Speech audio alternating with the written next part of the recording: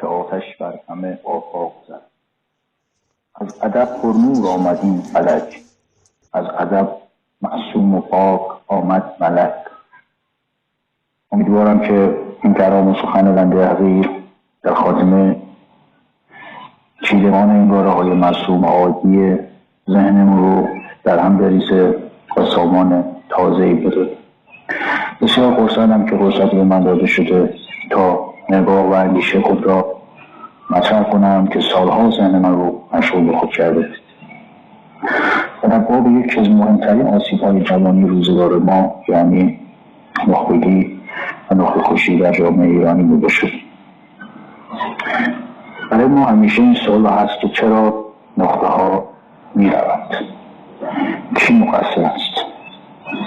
نخبه ها مقصرند؟ خانواده ها مقصرند؟ دولت و حکومت مقصره؟ نظام آموزشی مقصره؟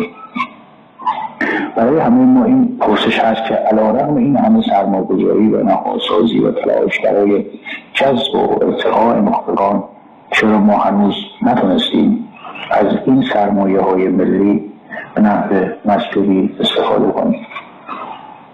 طبیعتاً قصد دارم در اینجا سخن‌های بی‌پرده و متفاوتی بزنم. اگر چنین نکنم اون وقت به تعهد خود عمل نکردم. از نظر من نخبگی یعنی توانایی خط‌شکنی از سرحدی هر حوزه‌ای که هستیم. جای تأسف است جامعه‌ای که متوسط هوشش از متوسط هوش جهانی پایین‌تره از یک طرف فکر میکنه و باور داره که یک جامعه نخبه است و جامعه هوشمندیه و همیشه در گفتارهای عمومی به هوشمندی خودش میباله و از طرف دیگه همه ابزارها رو تجهیز کرده که همه نخبگان خودش رو تخریب بکنه. یک تناقض رفتاری که شاید دههاست که در کل دوران مشروطیت ما دچارش بودیم و همچنان هم دچارش هستیم. این سوال هست که چرا توانایی تبدیل نخبگانمان رو به سرمایه‌های ملی و ارزش‌های اقتصادی و به پول و به رفاه نداریم و در موارد بسیاری تخریبشون میکنیم. شاید ساده ترین پاسخ این باشه که همون پاسخی که آقای دکتر رضا قلی در کتاب جامعه شناسی نخبه‌کشی گفته که جامعه ما نخبه‌کش است، ولی این پاسخ من کافی نمیدونم مگر اینکه بگوییم که اون کتاب پیامش این بوده که حکومت ها نخبه‌کشند. ما بگیم نه فقط حکومت ها نخبه‌کشند، کش نیستن، خانواده ها هم نخبه‌کش هستند، نظام آموزشی هم نخبه‌کش هست و نهادهای مدنی هم نخبه‌کش هست. اگر مجموعه حرکت ها و سیاست هایی که این 4 نهاد در واقع اجرا میکنند رو در نظر بگیریم، شاید بتونیم بگیم که یک ویژگی مهم جامعه ما نخبه‌کشی است. اخیراً یکی از متخصصین تغذیه برای من فایلی فرستاده که در نوشته‌اش عنوان کرده جامعه ایران جامعه تبدیل نخبگان به پخمه. در حوزه کاری خودش نشون داده که چقدر ما در الگوی تغذیه‌مون توانمندیم در اینکه منابع نخبه طبیعی رو به منابع پخمه تبدیل کنیم.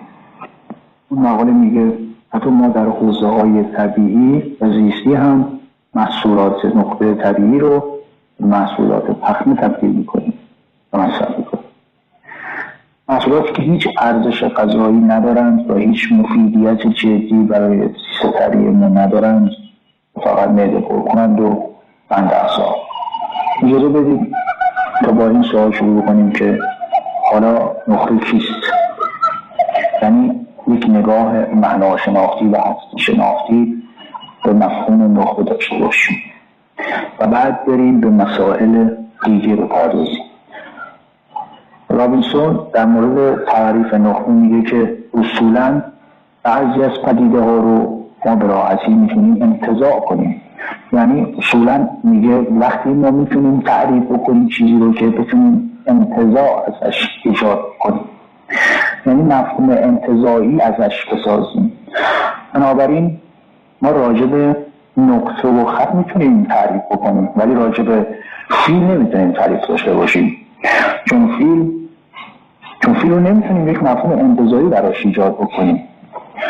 فیل اونیه که تصویر ازش داریم و ویژگی‌هاش رو میشناسیم، صفاتش رو میشناسیم، مفهوم نداره فیل. بنابراین ما فیل رو نمیتونیم تعریف بکنیم، فقط میتونیم توصیف بکنیم. با رعایت گرفتن این مفهوم از رابینسون میتونیم بگیم که ما نقطه ها رو نمیتونیم تعریف بکنیم، نقطه ها رو فقط میتونیم توصیف بکنیم. همین مسئله یک مشکلی که ایجاد کرده اینه که هر گروهی بسته به نیاز خودش نقطه تعریف کرده و نقطه رو برای خودش حد زده. مثلا نهادهای دولتی بالاخره وقتی میخواستن حمایتی بکنن امتیازاتی بدن باید یک سری شاخص داشتن.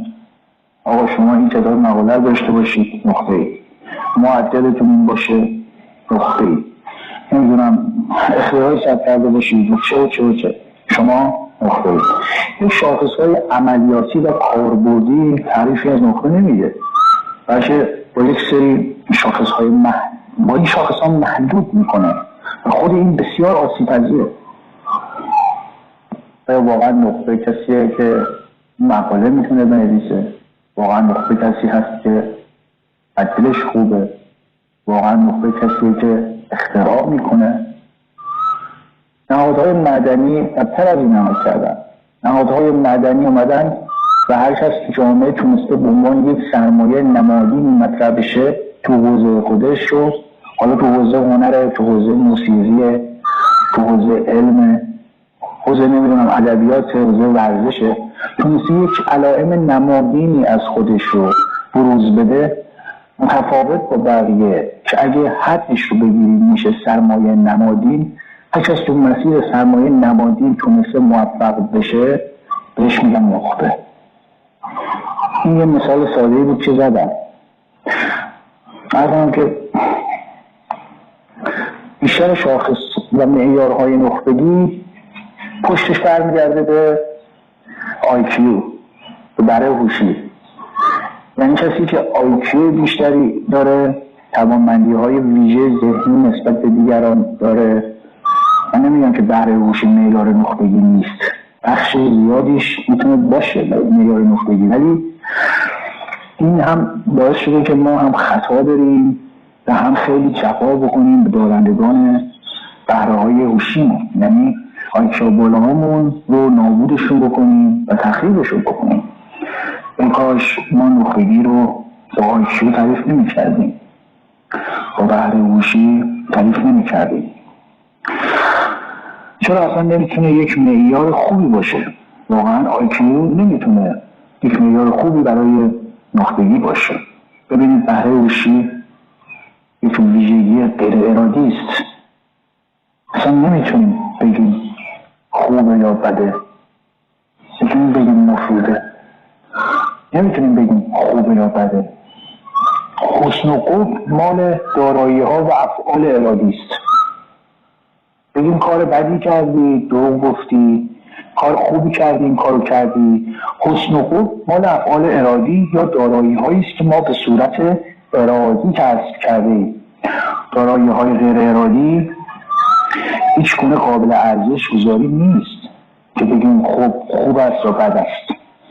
آیکیو هم یک دارایی غیر ارادی است، سرمایه نیست که اونقدر ما بهش داریم تکیه میکنیم، واقعا غیر ارادی است. کسی تصمیم نگرفته که آیکیوش رو ببره بالا، تلاش کنید برای اینکه آیکیوش بره بالا. آیکیو دارایی غیر ارادی است، بنابراین اصلا اصافه بردار نیست و آغاز انحراف همینجاست که ما اومدیم افراد رو بر اساس دارایی های غیر ارادیشون رتبه‌بندی و طبقه بندی کردیم، در حالی که ما امتیاز و افتخار رو باید به کسی بدیم که یک دارایی ارادی کسب کرده، یک توانمندی ارادی کسب کرده. دادن افتخار به کسی که یک دارایی غیر ارادی داره خیلی انحرافه.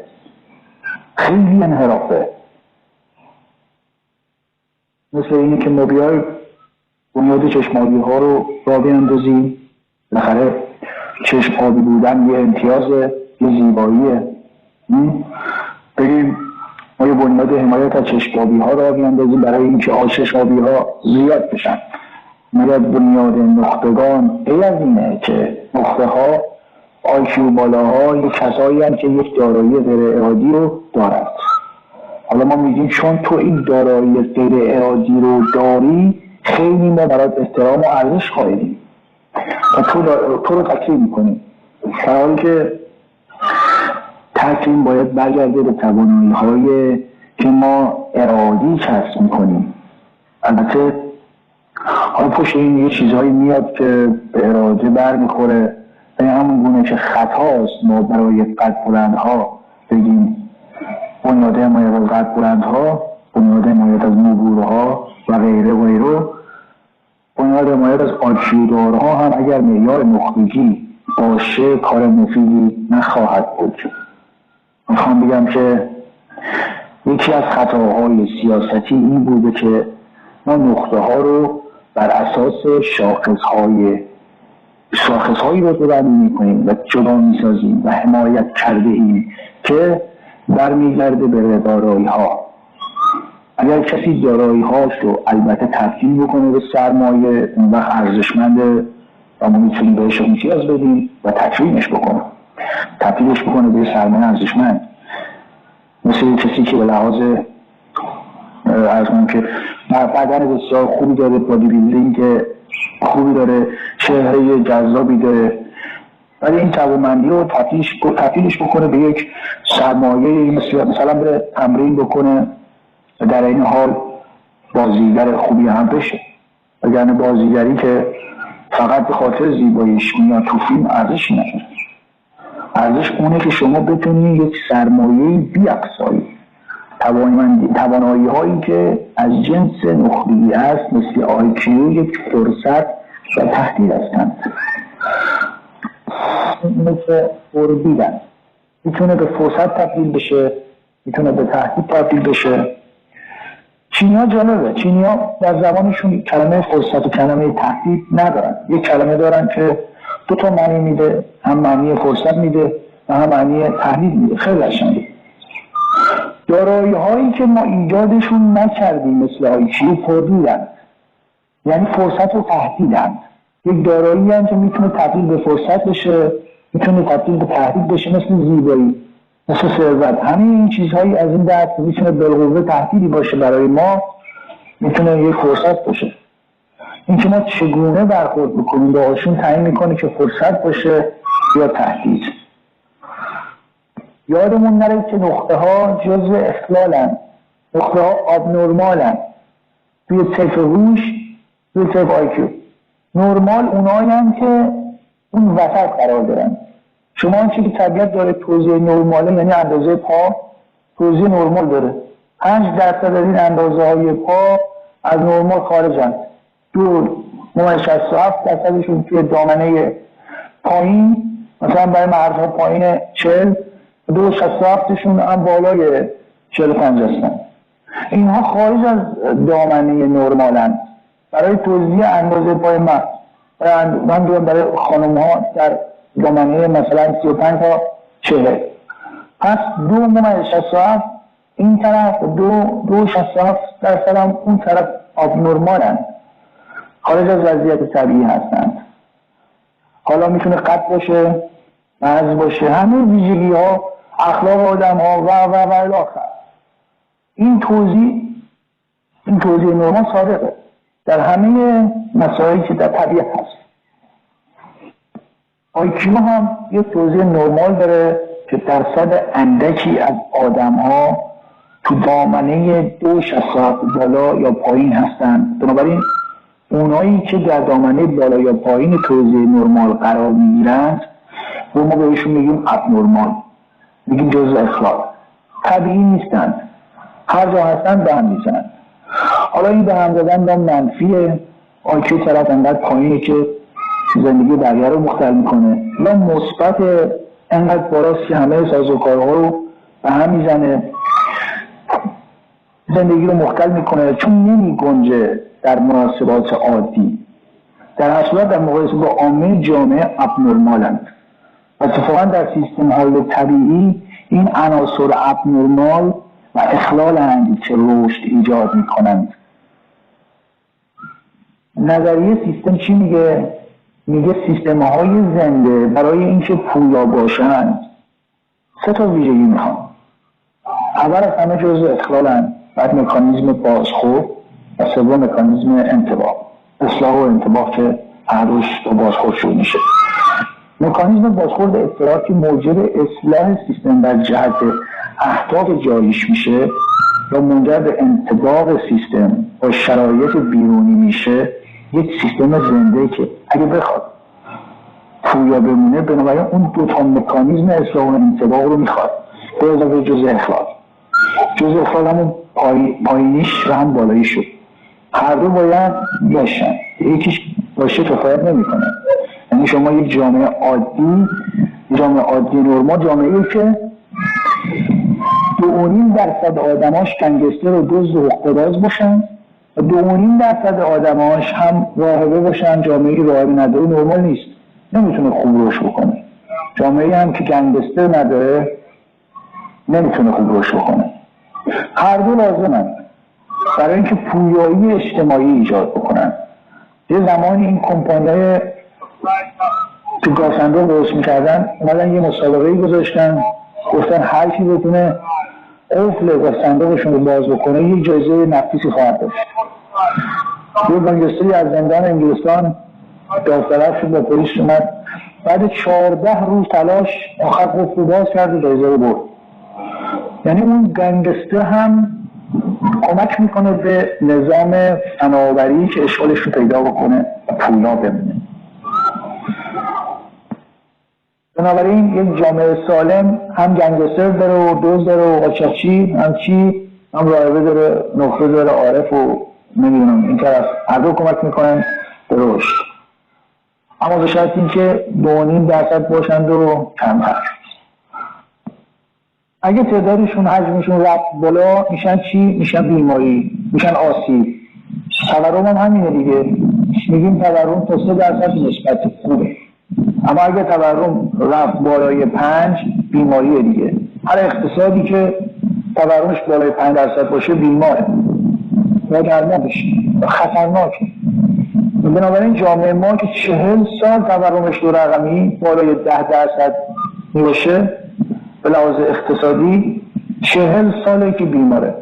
اونم تورم‌های گاهی 40%، 35%.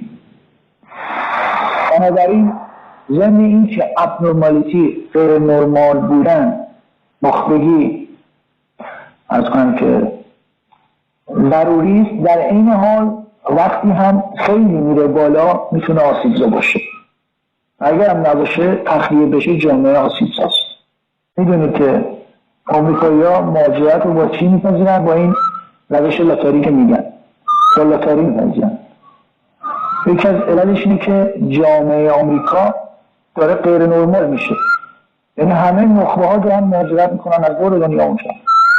جامعه‌ای که همشون آیکیو بالا باشن مریضه. اینه که همه متوسط باشن، یه طوری هم نخبه باشه. اون وقت میاد با لاتاری میگه مهاجرت کنن. یعنی چی؟ یعنی میگه من قرعه کشی میکنم، ثبت نام کنید تا از همه سطوح آیکیو، از همه نژادها، از همه جنسیت ها، از همه تیپ های شخصیتی برن آمریکا تا ذخیره ژنتیکشون نرمال بشه. این آمریکایی ها دائما از این طریق هر سال میپذیرند و گرین کارت میدن با قرعه کشی و اینجور چیزا، این که توزیع ژنتیکیشون رو نرمال کنن.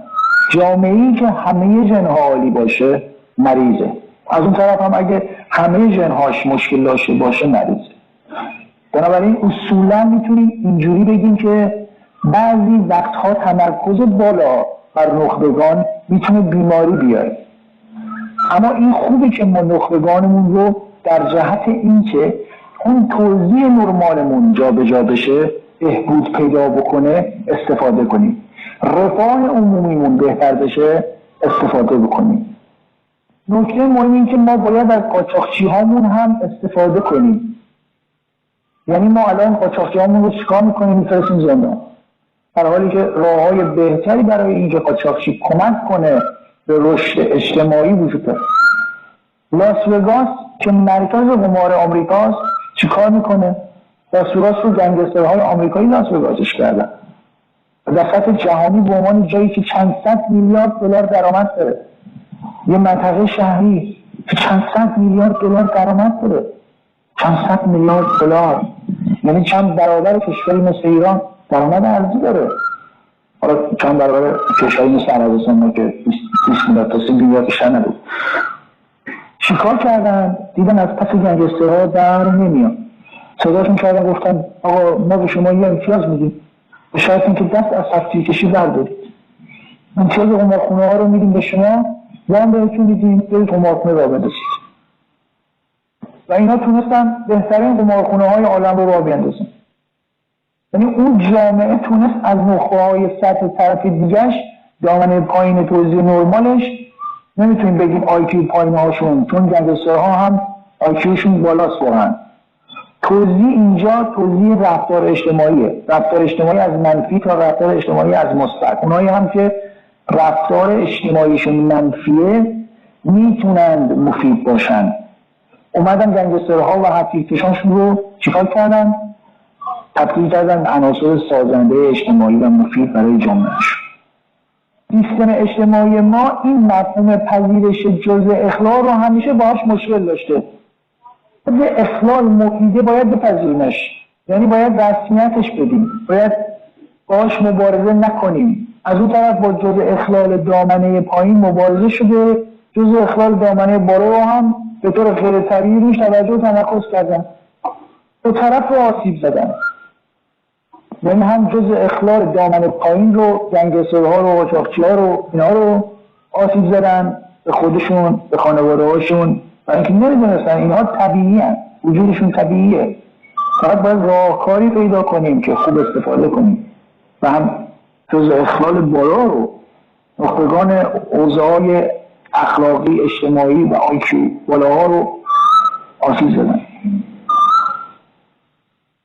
یه زمانی بالاخره ما جامعهمون بزرگان عرفان، بزرگان اخلاق و اساتید بنامی داشت، قبل انقلاب عرض میکنم نداریم دیگه، تخلیه کردیم.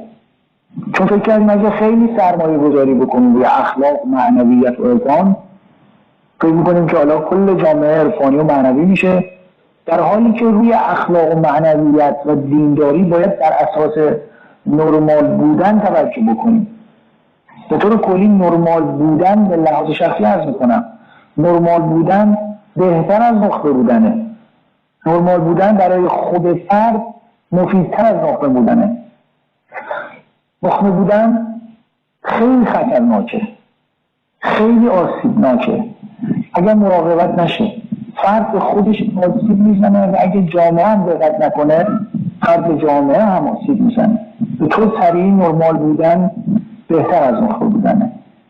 اگر جامعه میخواست روی نخبگی توجه بکنه باید مراقبتش رو بر این متمرکز میکرد که نخبه ها نرمال زندگی بکنن، در حالی که دقیقا توجه شخص به سمت اینه که نخبه ها نرمال زندگی کنن.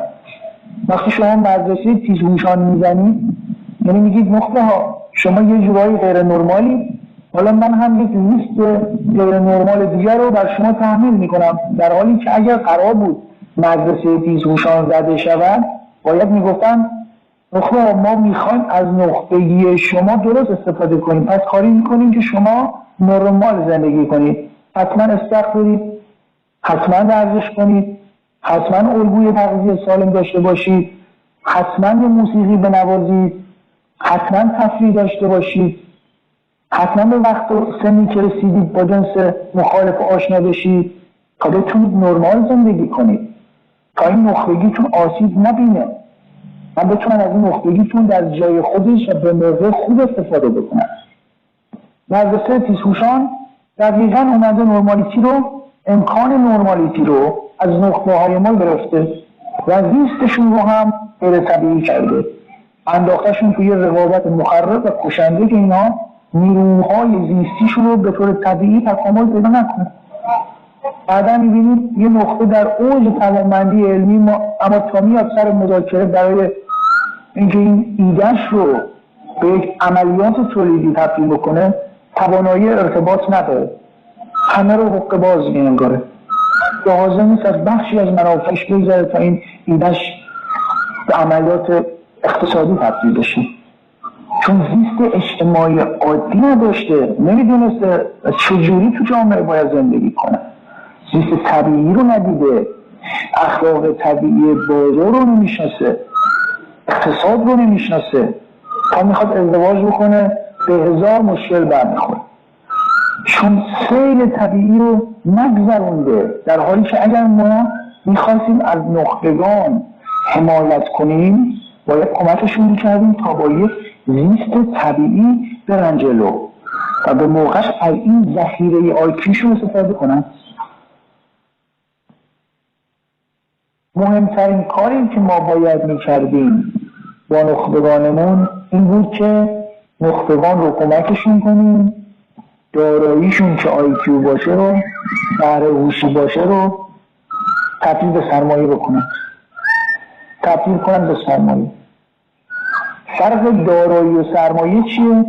ما تو اقتصاد میگیم یک دارایی داریم، یک ثروت داریم، یک سرمایه داریم. دارایی داریمش ولی نه منفعتی برای خودمون داره، بهره‌ای سودی ازش میبریم و نه منفعتی تولید میکنیم، خلق ارزشی میکنیم، سودی تولید میکنیم، فقط داریمش. یه مثال ساده بزنم. فرض کنید که شما یه ارثی از پدرتون مادرتون بهتون رسیده، یه ملکی، یه خانه کلنگی. این خونه قابل زیست نیست، قابل بهره برداری هم نیست. از طرف دیگه هم به خاطر اینکه تعداد وراث یا سندش مشکل داره قابل فروش نیست که بفروشیمش و بریم سرمایه گذاری کنیم، فقط داریمش. به این میگن دارایی. ثروت وقتیه که ما داراییمون قابلیت بهره برداری برای خودمون و لذت بردن و مفیدیت هم داشته باشه. اگه اون خونه ارثی رو که گفتم نمیتونیم بفروشیم به علل مختلف، ولی بتونیم ازش استفاده کنیم، توش زندگی کنیم، این میشه ثروت. میشه ثروت. سرمایه وقتی است که ما ثروتمون رو تبدیل بکنیم به انواع ثروت‌های دیگه و ازش خلق ارزش بکنیم، بتونیم بفروشیمش، تو بورس سرمایه گذاری کنیم، توی پروژه سرمایه گذاری کنیم. میگن سرمایه. این تبدیل دارایی به ثروت و ثروت به سرمایه یک هنره. بعضی از ملت‌ها دارند و بعضی از ملت‌ها ندارند. ما مثلا نفت دارایی داریم، میفروشیمش به دلار تبدیلش میکنیم، بعد این دلارها رو میبریم سطح میزنیم، قابل استفاده نیست برامون، دوباره به دارایی تبدیلش میکنیم. اینقدر سطح زدیم که اگه همه آسمون بباره ظرفیت سطح‌های ما 40% هم پر نمیشه. یعنی ما نمیفهمیم که اینقدر سطح نباید بزنیم. یه جایی مشکل بوده، یه جایی کار اشکال داره، حتما اشکال داشته. 4 برابر نیازمون شرک صنعتی زدیم، یعنی ثروتمون رو که میتونستیم لاغر بخوریمش و استفاده کنیم بردیم و تبدیل کردیم به دارایی. سوله‌ای که حالا قابل استفاده نیست، شرک صنعتی که فراتر از نیاز ماست. فرودگاه همون 60 تا فرودگاه داریم، 30 تاش رو داریم استفاده میکنیم و تنها 2 تاش اقتصادی هست. وقتی اقتصادی نیست یعنی چی؟ یعنی کل این کشور 2 تا فرودگاهش اقتصادیه، 58 تا فرودگاه اضافی زدیم. ثروت هامون رو فکر میکنیم داریم به سرمایه تبدیل میکنیم که ازش بهره ببریم، ولی تبدیل کردیم به دارایی جدید و الی آخر. هم فرد این مشکل رو داره که بعضی وقتا نمیتونه داراییش رو به سرمایه تبدیل میکنه و هم جامعه این مشکل رو داره که دارایی‌هاش رو آسیب میزنه و نمیذاره به سرمایه تبدیل بشن. در مورد نخبگان یک چنین حادثه‌ای رخ داد. ما یک سری دارایی الان داریم، کجا؟ آمریکا. چقدر اینجا خرج کردیم سرشون؟ رو نخبه‌هامون چقدر سرمایه گذاری کردیم؟ چقدر خانواده ها بیخوابی کشیدن؟ کلاس کنکور فرستادن؟ زحمت کشیدن؟ امید بر این بود که اینجا بتونیم یه بهره برداری بکنیم. بنابراین ثروتمون رو خرج دارایی‌هامون کردیم که آیکیومون باشه، امید این که آیکیو دارامون که داراییمون بودن تبدیل بشن به سرمایه. نتونستیم استفاده کنیم و این از دست رفت. حالا به خودمون میبریم که کلی نخبه داریم دنیا، این کشور اون کشور. خب که چی؟ به چه درد من میخوره؟ وقتی نیاره بره، وقتی پولش نیاره اینجا، وقتی سرمایهش نیاره اینجا، وقتی دانشش اینجا سرریز نشه. آنچه که ما باید انجام میدادیم دو چیز بود در مورد نخبگانمون. در واقع یک چیز بود که ما کمک کنیم نخبگانمون نرمال زندگی کنن، مراقبت کنیم خانواده ها نخبه هاشون رو آسیب نزنن، فشارشون نیارند، زیست طبیعیشون داشته باشند، عصبیشون نکنند. جامعه ما که داره گنگستر میشه، نخبه هامونن گنگستر دارن میشن. آدم های عادی نیستن. بابک زنجانی یه نخبه است. فقط این جامعه ما تبدیلش کرده، فرصت ها رو ایجاد کرده که این بتونه بهترین مسیر رو تشخیص بده که اینه. خیلی نخبگی میخواد که کسی بتونه تو این دنیا چند تا بانک تأسیس بکنه و این دار و ستر ها رو بکنه و سرمایه رو از یه دولت ببره. خیلی نخبگی میخواد. چرا؟ چون ما راههای دیگه رو تخریب کردیم و مراقبت نکردیم که نخبه همون دوباره تبدیل نشن به دارایی و یا به یک ضد ارزش، به یک آفت برای جامعه.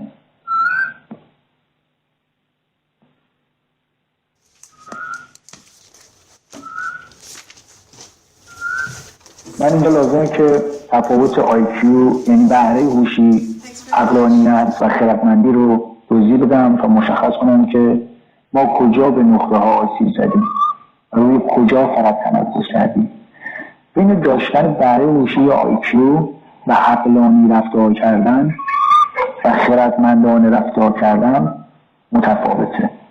بسیاری کسان IQشون بالاست ولی عقلانی رفتار نمی کنن.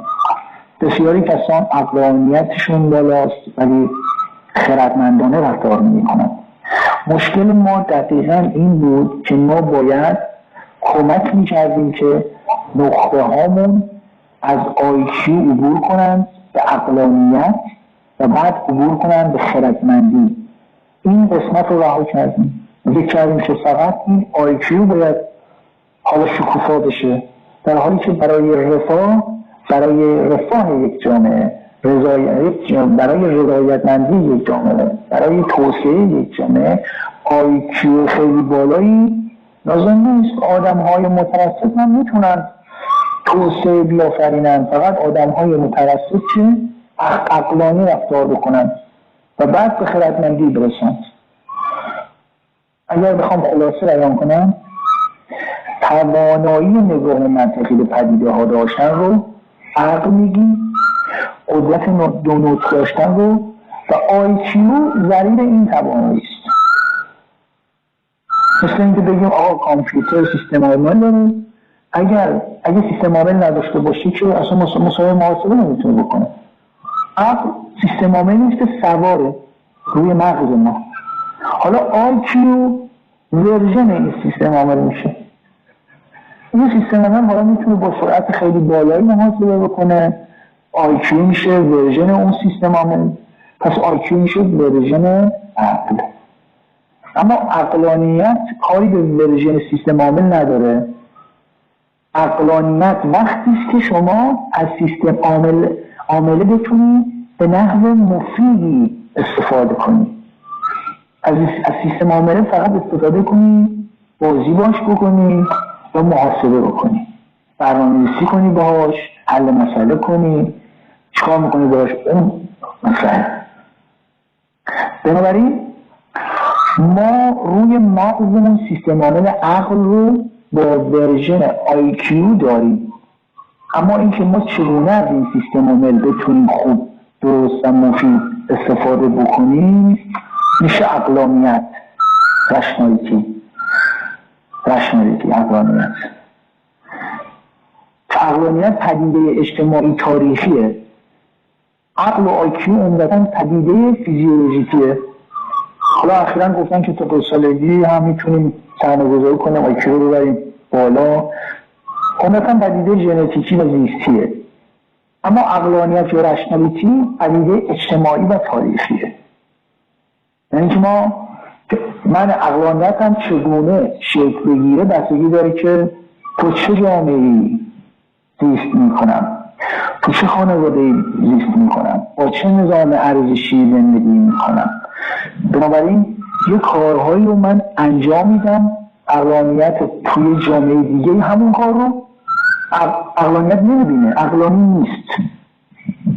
در واقع عقلانیت کمک میکنه که من آیکیوم رو در جهت رسیدن کم هزینه تر به اهداف استفاده بکنم.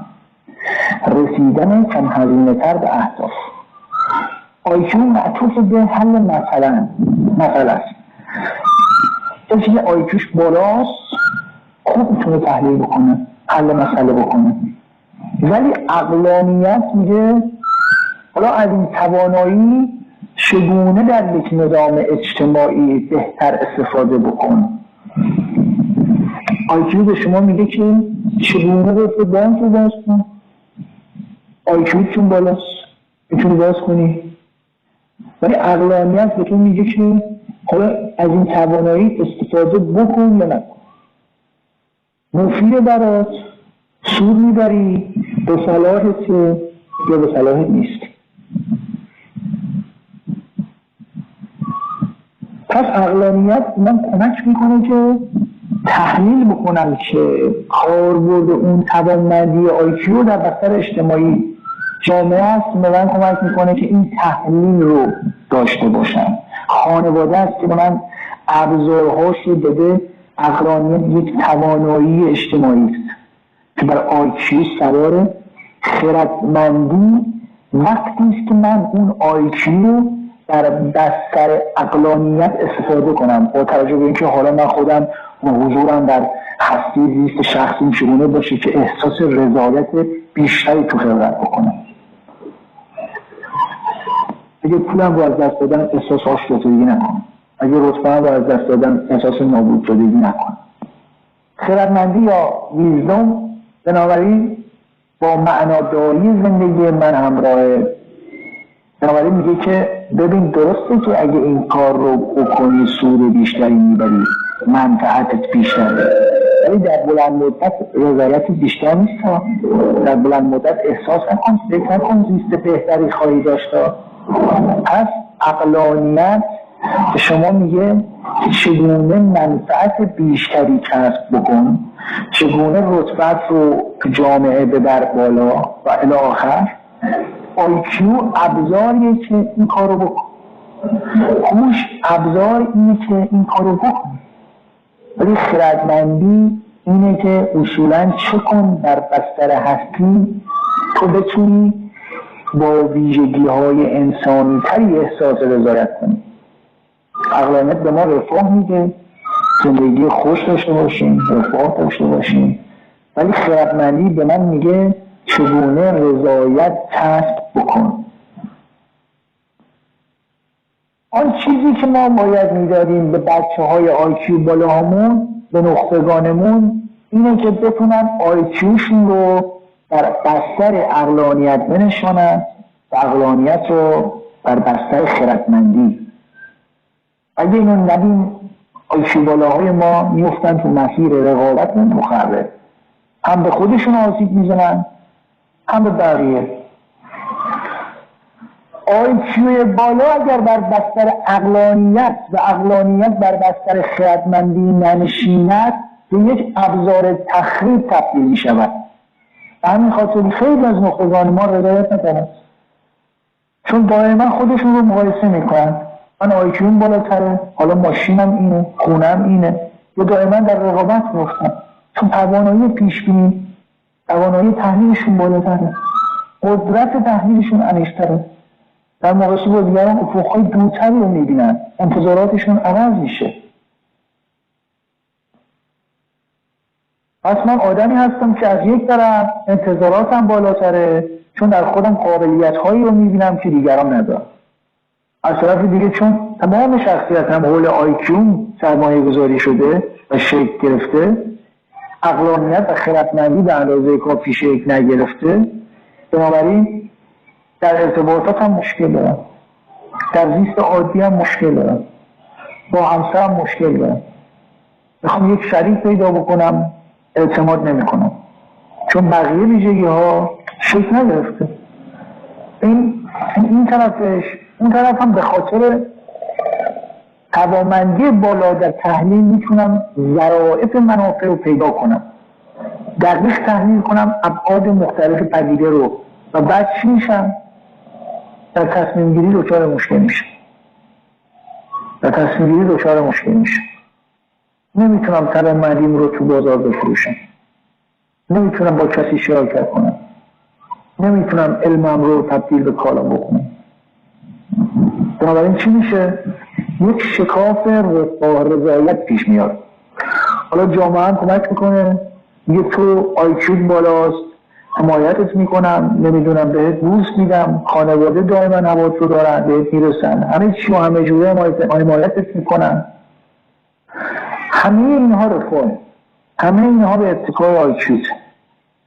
اما اون بعد شخصیتی شما که عقلانیته و بعد خردمندی رو به اندازه کافی بستش نمیدن. اینجا شما یک سکوی رفاهی پیدا میکنید، یک احساس تمایز ویژه‌ای پیدا میکنید. من واقعا متمایزم و واقعا هم فرق میکنید. بعد قدرت تحلیلتون هم بالاست، انتظاراتتون متفاوته و بیشتره تا میاد تو بستر جامعه تحلیلتون نمیگیره و اینجا شکاف رضایت ایجاد میشه، ناخرسندی.